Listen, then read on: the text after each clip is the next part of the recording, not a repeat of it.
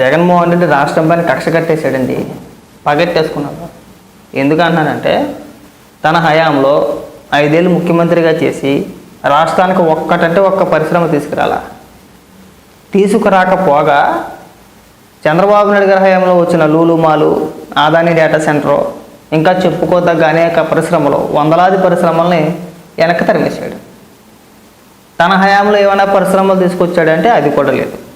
ఒక్క పరిశ్రమ కూడా తీసుకురాకపోగా ఇవాళ చంద్రబాబు నాయుడు గారు, లోకేష్ గారు పరిశ్రమలు తీసుకురావడానికి కష్టపడుతూ ఉంటే రాష్ట్రానికి పరిశ్రమలు రావద్దు, మీరెవరో మా రాష్ట్రంలో పెట్టుబడులు పెట్టొద్దని తన సోషల్ మీడియా చేత ప్రచారం చేస్తున్నాడండి. ట్విట్టర్లో అదే జరుగుతుంది నిన్న ఈరోజు కూడా. ఎందుకు అంటే చంద్రబాబు నాయుడు గారిని లూలు గ్రూప్ చైర్మన్ గారు కలిసి మేము మళ్ళీ ఏపీలో పెట్టుబడులు పెట్టడానికి మేము సిద్ధంగా ఉన్నామని చెప్పేసి అని అన్నారు. దానికి నిన్నటి నుంచి ఒకటే ట్రోలింగ్. వైసీపీ సోషల్ మీడియా మొత్తం మీరు మా రాష్ట్రానికి రావద్దు. ఇది మొదటిసారి కాదు, ఇది రెండోసారి మూడోసారి అనుకుంటా. గతంలో కూడా కర్ణాటకకు సంబంధించి అక్కడ ఏదో పరిశ్రమలకు సంబంధించి ఏదో ఒక ఇష్యూ నడుస్తుంది. అప్పుడు ఆ ఇష్యూలో నారా లోకేష్ గారు ఒక ట్వీట్ వేశారు ఒక పరిశ్రమను ఉద్దేశించి, మీరు కావాలంటే ఏపీకి రావచ్చు, మీకు కావాల్సిన సదుపాయాలని మేము సమకూరుతాం, ఇక్కడ కావాలంటే రావచ్చు అని చెప్పేసి అని నారా లోకేష్ గారు ఆఫర్ చేసినప్పుడు ఈ పేటీఎం కుక్కలన్నీ కలిసి ఒక మంద కింద ఏర్పడి వరుస ట్వీట్లు అండి, మీరు మా ఇక్కడికి రావద్దు అని చెప్పేసి అని. నిజంగా అలా వీళ్ళు చేసిన ఈ ప్రచారానికి మీరు మా రాష్ట్రానికి రావద్దు అని చెప్పేసి ఏదైతే ఈ ట్రెండింగ్ చేశారో, ట్రోలింగ్ చేశారో, ఈ ట్వీట్లు వేసారో నిజంగానే రాలే. వాళ్ళు వెళ్ళి తెలంగాణలో పెట్టుకున్నారు. మన ఒప్పందాలు కూడా జరిగినాయి. కొన్ని వేల కోట్ల రూపాయలు పెట్టుబడి, వేల మందికి ఉద్యోగాలు దొరికే పరిశ్రమ అది. పేరు గుర్తుకు లేదు, లేదంటే పేరు కూడా చెప్తున్నాం. దాన్ని చెడగొట్టేశారు. ఇప్పుడు లూలు మాల మీద పడ్డారు. ఎందుకంటే మనందరికీ తెలిసిందే, మొట్టమొదటి తరిమేసింది లూలు మాల్నే. జగన్మోహన్ రెడ్డి ముఖ్యమంత్రి అయిన తర్వాత మొట్టమొదటి తరిమేసింది లూలు మాల్నే. ఆ తర్వాత తమిళనాడులో పెట్టుకున్నారు వాళ్ళు. అవసరమైతే ఈసారి వెళ్ళినప్పుడు ఈ పిచ్చిన కొడుకులు అందరూ ట్రోల్ చేస్తున్నారు కదా, మా అయితే ఒక 10 డేస్లోనో ఒక 15 రోజుల్లోనూ చెన్నై వెళ్ళినప్పుడు అక్కడ లూలు మాల్ ఎలా ఉంది, దాని ద్వారాగా ఎంతమందికి ఉపాధి కలిగింది, దాన్ని ఆధారంగా చేసుకొని చుట్టుపక్కల షాపులను ఇంకా చిన్న పరిశ్రమలు ఏమిటి ఉంటాయి కదా, అలా ఎంతమందికి ఉపాధి కలుగుతుంది అనేది ఒక వీడియో రూపంలో చేసే ప్రయత్నం అయితే చేస్తా. కడుపుకు అన్నం తినవాడు ఎవడైనా సరే మన రాష్ట్రానికి పెట్టుబడులు రావద్దని కోరుకుంటాడయ్యా, కానీ జగన్మోహన్ రెడ్డి కోరుకుంటాడు. ఎందుకంటే దానికి కూడా కారణం ఉంది. రాష్ట్రానికి పరిశ్రమలు వచ్చి యువతకు ఉపాధి దొరికితే ఎవడు కూడా ప్రభుత్వం ఇచ్చే సంక్షేమ పథకాలపైన ఆధారపడ్డు.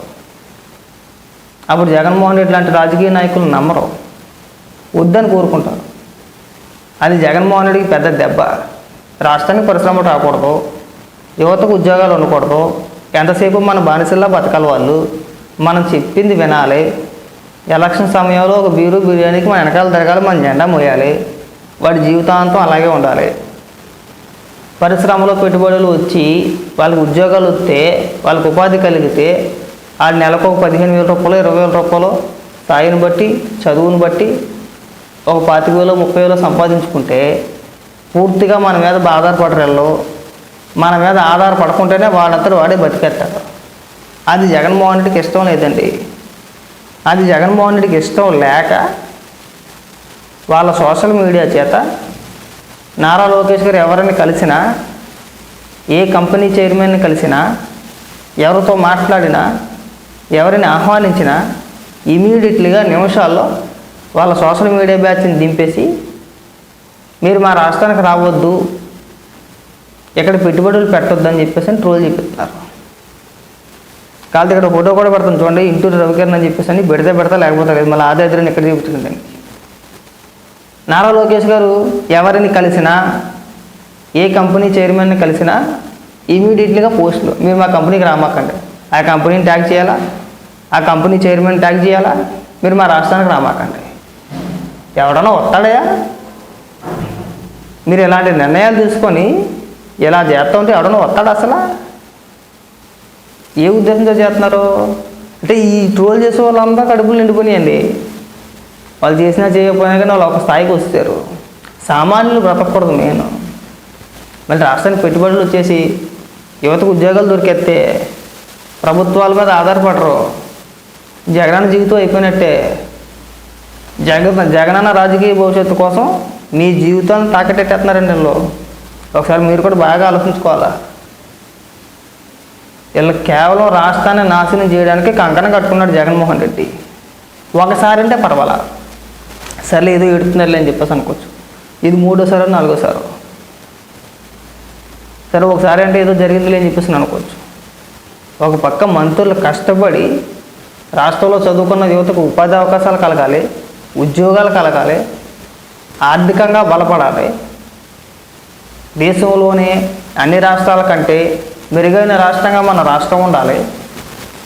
యువత చెడిపోతున్నారు, ఉపాధి లేక చెడు అలవాట్లకు బానిసలైపోతున్నారు. అవన్నీ ఉండకూడదంటే చేతి నిండా పని ఉండాలి ఖచ్చితంగా. చేతి నిండా పని ఉంటే శుభ్రంగా సంపాదించుకుంటారు, నెల నెల చేతులు డబ్బులు కనపడతాయి, ఇతర వ్యసనాలకి బానిసలు కాకుండా ఉంటారు. అలా జరగడం వీళ్ళకి ఇష్టం లేదన్నమాట. మొత్తం పట్టుకొట్టుకుపోవాలా. మనకి ఎలాగే బీడీ గజ్జీ బ్యాచ్ ఉంది, మనకి ఎలాగే గుట్కా బ్యాచ్ బీడీ బ్యాచ్ ఎలాగో ఉంది, వాళ్ళలాగే తయారు చేసేయాలి.